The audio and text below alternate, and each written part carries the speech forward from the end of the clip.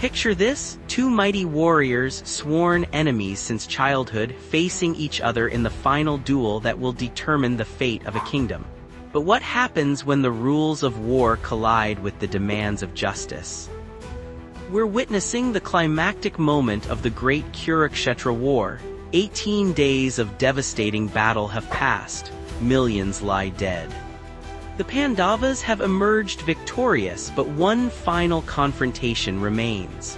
Duryodhana, the Kaurava prince who sparked this cosmic war through his jealousy and greed, hides in a lake, using his mystical powers to remain submerged. Bhima, the second Pandava brother, stands at the water's edge. His massive frame trembles with rage accumulated over decades. This is the man who humiliated his wife Draupadi in the royal court, who tried to poison Bhima as a child, who orchestrated the House of Wax to burn the Pandavas alive. The list of grievances runs deeper than the lake itself. Krishna, the divine charioteer and guide, speaks wisdom to the Pandavas. He reminds them that Duryodhana cannot hide forever. Eventually, he must emerge and face justice. But when some hunters accidentally discover Duryodhana's hiding place, the inevitable confrontation begins. Duryodhana emerges from the waters, his royal bearing intact despite his desperate situation. He knows death awaits him, yet his pride remains unbroken. In a final act of defiance, he challenges any Pandava to single combat with maces.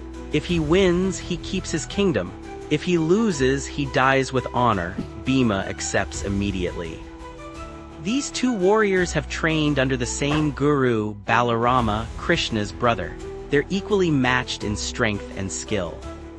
The rules of mace fighting are sacred and clear, strikes above the waist only. Both warriors know this code by heart.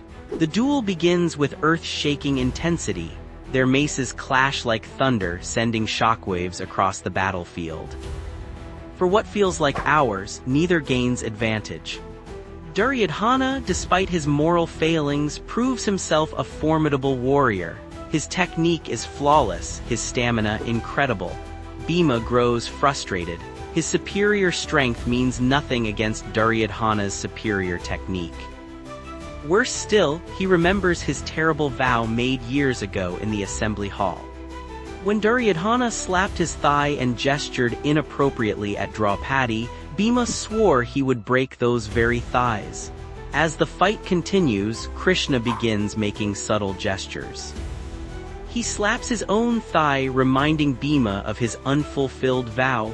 The message is clear, though never spoken aloud. Some interpret this as divine sanction. Others see it as a test of Bhima's character. In that crucial moment, Bhima makes his choice.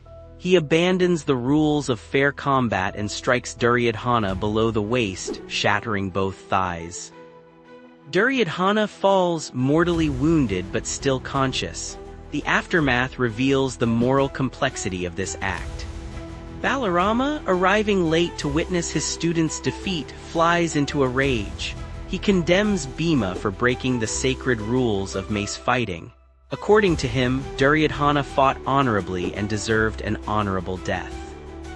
But Yudhishthira, the eldest Pandava known for his righteousness, supports his brother's action. He lists Duryodhana's countless crimes and argues that extraordinary evil requires extraordinary measures. Sometimes, he suggests, dharma must bend to serve justice. This moment crystallizes one of Hinduism's most profound teachings. Dharma isn't always black and white. The Mahabharata repeatedly shows us that even the most righteous people face situations where every choice carries moral weight. Bhima could have continued fighting fairly and possibly lost, allowing Duryodhana to escape justice. Or he could break the rules to ensure that justice prevailed. Krishna's role adds another layer of complexity. As the divine incarnation, his subtle encouragement suggests that sometimes higher justice transcends conventional rules. Yet he never explicitly commands the controversial strike, leaving Bhima to bear full responsibility for his choice. This story teaches us that life rarely offers perfect solutions. We're forced to make decisions in gray areas, weighing competing values and accepting the consequences. Bhima chose justice over honor, revenge over rules, practical victory over moral purity. The controversy surrounding this strike continues to spark debates among scholars and devotees. Some see Bhima as a righteous avenger who ensured that evil received its due punishment. Others view him as someone who compromised his integrity in the heat of emotion.